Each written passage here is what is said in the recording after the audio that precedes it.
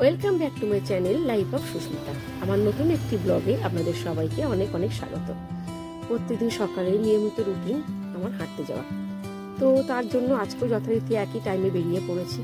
কিন্তু আজকে শরীরটা বিশেষ ভালো নেই, কাল রাত থেকে ভীষণ কোমরে পেন হচ্ছে, তার জন্য আজ একটু কমই হাঁটবো ভাবছি। আর এই একটা বেড়াল, কি সুন্দর বিড়াল বাচ্চাটা, তো আমাকে দেখে ভয় পাচ্ছে। আমি একটু চাইছিলাম ভালো করে ভিডিও করতে, কিন্তু যত কাছে যাচ্ছি তত পিছিয়ে যাচ্ছি, ভয় পেয়ে লাস্টে চলেই গেল। আর ডান দিকে এই যে বাড়িটা দেখতে পাচ্ছেন আপনারা সবাই, এই বাড়িটা আমার ভীষণ পছন্দের বাড়ি। প্রতিদিন সকালে যখন হাঁটতে যাই এই বাড়িটা আমি 5 বার করে তাকিয়ে তাকিয়ে দেখি। এটা হচ্ছে সরস্বতী নদী, এখন অবশ্য খালে পরিণত হয়েছে।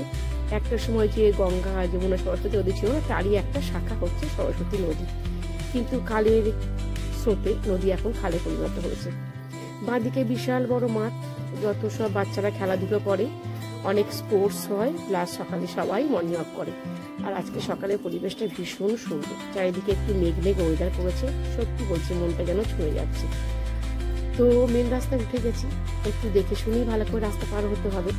যদিও সকালে বেশি গাড়ি ঘোড়ার চলাচল নেই, তারপরেও সাবধানতা অবলম্বন করা সবসময় ভালো।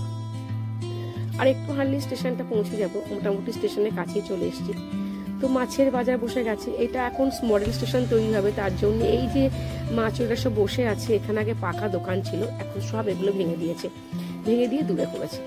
তো চলুন, এসে গেছি, এখন গেট দিয়ে ঢুকছি। এখন জাস্ট টাইম হচ্ছে 6:33। তো আমি হেঁটে এলাম প্রায় 20 মিনিট। আর এটা হচ্ছে 1 নম্বর প্ল্যাটফর্ম। তো দাদারা আমাকে চা খেতে ডাকছিল, রোজই ডাকে, আমি কোনোদিনই খাই না।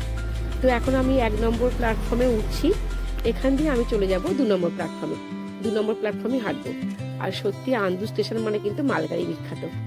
এই যে এত বড় মালগাড়ি, পুরো কয়লা ভর্তি। এক একটা মালগাড়ি ধরুন 55-56টা করে বগি থাকে, সবগুলো কয়লা ভর্তি। তো এখন আমি নামছি 2 নম্বর প্ল্যাটফর্মে। 2 নম্বর প্ল্যাটফর্মে একটু হেঁটে নিই। আজ আমাদের একটা অনুষ্ঠান আছে, অনুষ্ঠান আমাদের যিনি সেজ মামিমা, উনি গত হয়েছেন 1 বছর আগে। তো ওনার আজকে বাৎসরিক কাজ, ওনার মেয়ের বাড়িতে। ও তোতা আমার হচ্ছে মামা শ্বশুরের মেয়ে, তো সেখানে একবার যেতে হবে। তো ভাবছি বাড়ি গিয়ে আজ বিশেষ কিছু কাজকর্ম করব না, একদম এখান থেকে বাড়ি গিয়ে একটু রেস্ট নিয়ে মোটামুটি রেডি হয়ে তাড়াতাড়ি চলে যাব। কারণ মামা বাড়ির সবাই আসবে, মামিমারা আসবে, আর আমি হচ্ছি বাড়ির বড় বউ মামিমা। তো এখন আছি তোতার বাড়িতে। তখন বলেছিলাম সকালে যে আজকে এখানে আসবো, কেউ আসেনি, সবাই সবার কাজে চলে গেছে, মেয়ে চলে গেছে কলেজে, হাজব্যান্ড চলে গেছে অফিসে, তো আমি বাড়িতে একা আছি। এখন যখনই কোথাও কিছু হয় সবটাই আমাকে বজায় করতে হয়। তো এটা হচ্ছে সেজ মামিমার মেয়ের বাড়ি, মামিমার বাৎসরিক কাজ হচ্ছে, সেই উপলক্ষে বাড়ির লোকজন এক জায়গাতে সবাই জড়ো হয়েছে। আর ইনি হচ্ছেন আমাদের ছোট মামিমা, ভীষণ মিষ্টি মামিমা, একশো ভীষণ সুন্দর। আর শাশুড়া তো 12টা ভাই বোন, এখানে তো মামিমা আবার গল্পের আসর পুরো মাটি করেছে, বেরিয়ে গিয়েছে। উনি শাশুড়ি আর একটা ভাই বোন, শাশুড়ির 12টা ভাই বোন, 6টা ভাই 6টা বোন। তার মানে বুঝতেই পারছেন যে কত বিশাল বড় ফ্যামিলি। আর আমি হচ্ছি বাড়ির বড় বউ, বড় বৌদি, বড় মামিমা, সবটাই আমি বড়। তো বাচ্চা পাটি এখন খাওয়া দাওয়া করছে, এরা ননদ বা আমাদের যারা দেওর আর কি, তাদের সব ছানাগুলো। তো এদের এখন একটা প্ল্যান আছে, এরা খেয়ে দিয়ে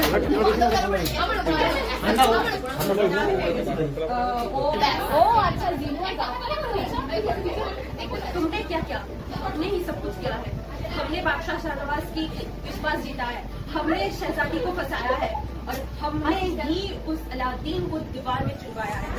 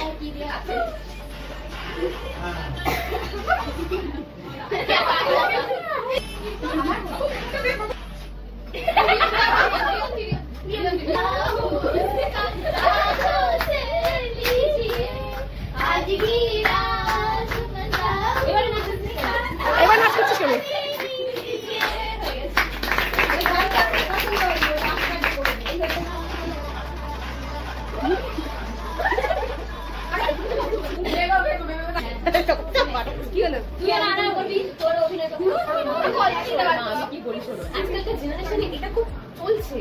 দেখো বুলেট বলো বা যাই বলো, এগুলো খুব কমফোর্টেবল গাড়ি, আর এখানে সমস্ত ব্যবস্থা আছে, মানে সমস্ত কিছু ব্যবস্থা আছে।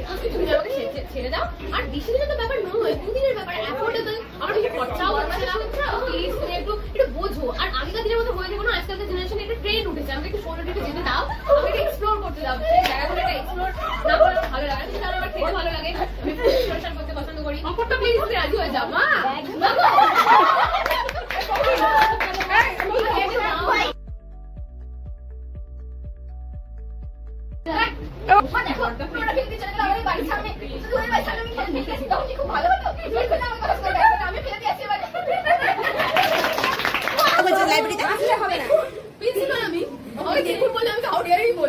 হেসে হেসে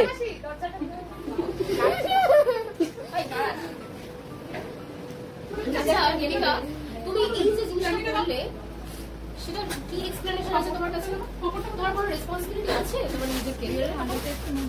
আচ্ছা, অবশ্যই আছে, যেটা কোনো সমস্যা নাই। আমি যেটা করেছি সেটা আমি বুঝিয়ে বলতেই পারি। হ্যাঁ তুমি বলো। দেখুন, আমাদের কলেজের সামনে একটা কিছু ফেলে দিয়ে গেছে, এটা গার্লস কলেজ। অতএব এখানে কলেজের সামনে যদি কেউ মানে অভদ্র অভদ্র আচরণ বা কিছু করে, সেটা আমি যেহেতু এনসিসি ডিপার্টমেন্টের হেড, সেটা আমার একটা রেসপন্সিবিলিটি যে আমি তাকে বলবো। আচ্ছা, তোমার সাথে কি সেখানে কেউ ভিডিও করি? এখানে এতগুলো বাচ্চা আছে, সবাইকে যদি পরিচয় করাই, সবাইকে আমরা মনে রাখতে পারবেন না, অর্ধেক তো আসেইনি। কেন এত বিশাল বড় পরিবার যে কাউকে আমরা চিনতে পারবেন না, অনেকদিন না দেখলে চেনা যাবে না। প্রথম আমারও খুব প্রবলেম হতো, এখন সবটা সরগর হয়ে গেছে। তো চলুন, আজকে ভিডিওটা এখানেই শেষ করলাম। টাটা, সামনের দিন দেখা হচ্ছে।